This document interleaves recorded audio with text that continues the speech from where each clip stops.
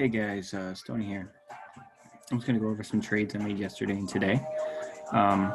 Just to give you guys a clear look at what I'm trying to do. I haven't been posting as much and I'm trying to get back on that. So fast forwarding to my trading morning. Here we're looking at about Asian Open, working towards London Open right here. Okay, so this is about where I enter my markets in the morning. It's 5 a.m.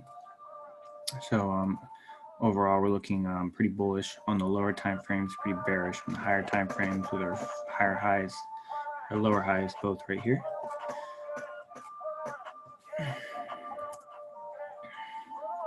We break through this level. This level I've marked is a 1 hour level, drawn on some impulse where I know that buyers previously stepped in. So the idea is when these levels get broken, buy stops activated and sellers step in. So we wait for the initial reaction and then we wait for the retest, and the retest is what we enter on.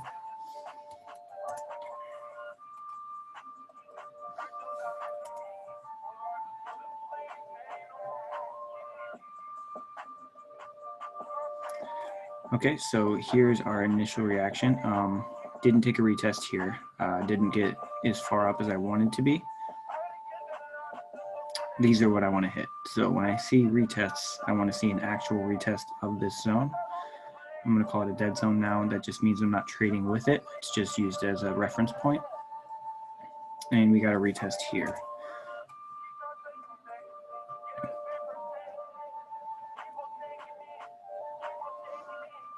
All right, guys, and right here is where I took my entry. So I based that off of this range you see right here, this big push. Created this high, and then more buyers stepped in here and created this small push upwards.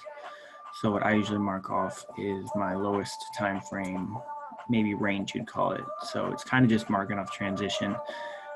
This was obviously a failed transition, and that's what this zone represents. We have our retest here, and then we got this engulfing. I didn't take off this engulfing because it's too long.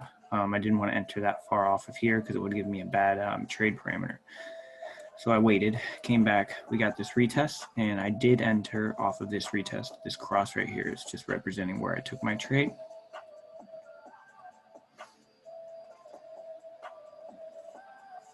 So I usually put my stop somewhere, above the top of the range, as long as we're not pushing too high my risk. Usually on USD based pairs, I like to go maybe 15 pips at most.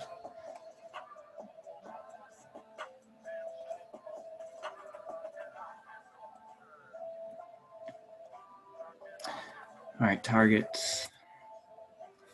Whenever I'm trading, targets for me are always liquidity to liquidity or zone to zone, wherever I think that the next buyers or sellers are going to step in. So if we go to my 4-hour chart, you can see this is the next strong area that we know buyers are going to step in from. We do also have this area, and I believe this area is one I have marked out.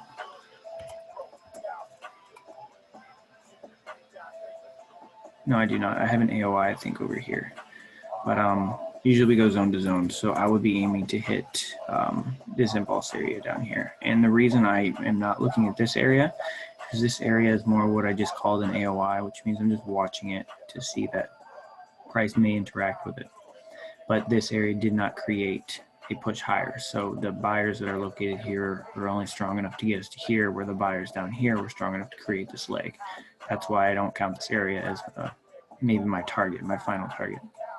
I usually go just shy of the zone, just because sometimes we get wicked out and we don't want to hit that. So that's usually the trade I'm looking for. So I'm just going to let this play out. As you guys knew, we had some Trump news yesterday, and that Trump news is going to be what creates the catalyst for this move. But you can usually say that the market is going to do the same thing anyway. So news just helps you get there.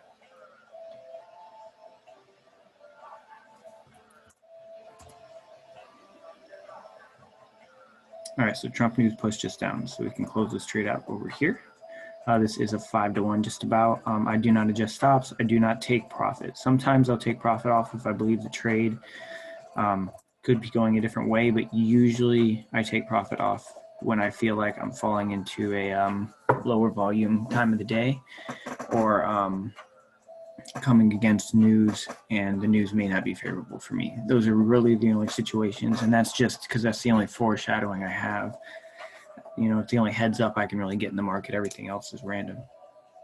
So we hit that trade, and then obviously after that trade, we didn't expect, you know, to get down here in the same day. I kind of figured I'd slip down here just before Asian, so it was nice to get in so early, so we can watch and maybe scalp an entry in Asian, which is what I was looking for from this zone here, whether that be a break or a long opportunity, either way.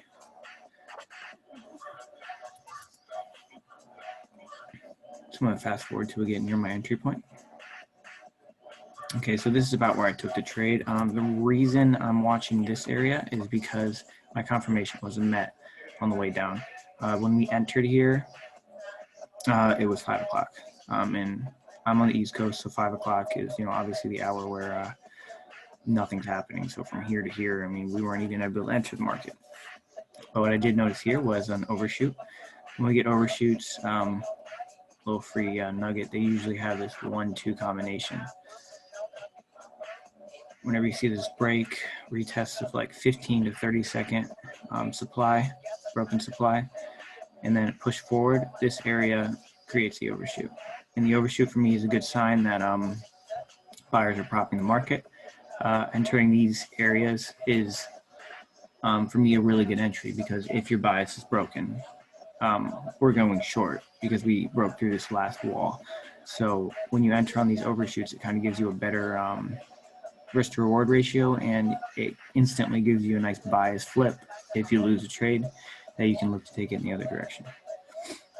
When we did break back down, we did get a retest of this area. These are just long candles. You can tell by a hit right here. So we never really reached this overshoot area, but as you can see, every time it comes down here, it just gets instantly rejected. So this was a break. We got retests right here, retest right here. These are a little overshot, retest right here, and I'm talking a retest of this area, this last candle push. You can even go from this candle push. We got a retest up here. So when I took on this engulfing right here, this cross is where I entered the market.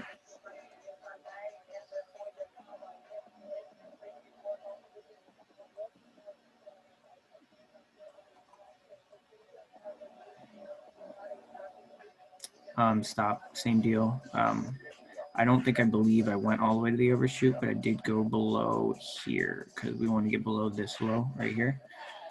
You know, this low right here, this low right here. So I think I was somewhere like near the base. So 6.7 pips.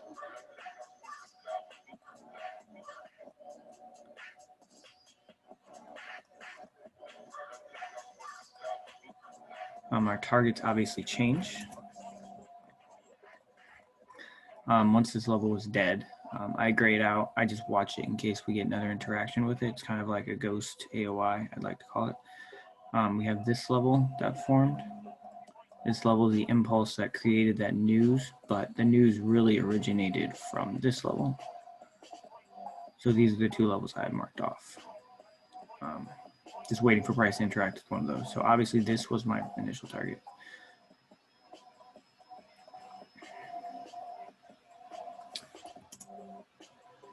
I'm just going to go to the 15 to push through all this noise.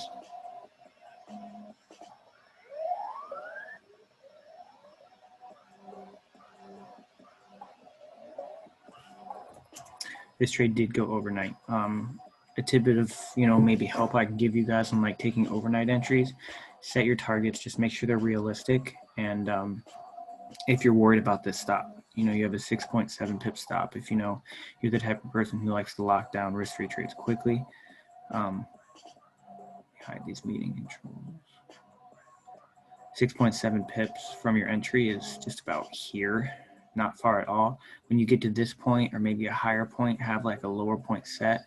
You know, when you get up 15 pips, sell, you know, 35-40% of your trade, and it'll pretty much pay your stop. So, you know, you'll make whatever you make, X percentage, and when you stop out, you'll lose that exact same amount of money. And that way it's a risk-free trade, but you're capitalizing as much profit as you can possibly get. For me, I just held it. It's not worth trying to stop out. It's a 7-to-1 play.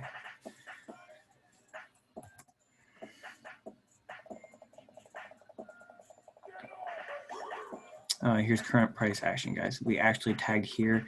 I did sell somewhere in the break of this candle right here. We are inside this range. So, I mean, really price could turn around anywhere inside this range. So we really just want to watch it. And you could actually aim for a short here if you're really interested. But that's all I got, guys. So that's almost a 5-to-1 pushing 50 pips and a 7-to-1 pushing 49 pips. And this is just basic reading price action and waiting for price to come to areas. Trading involves waiting, no impulse entries. Let me know if you guys like this type of video. This is kind of what I'm trying to push towards YouTube. And if I can help any, I'll just inbox me. Thanks. Bye.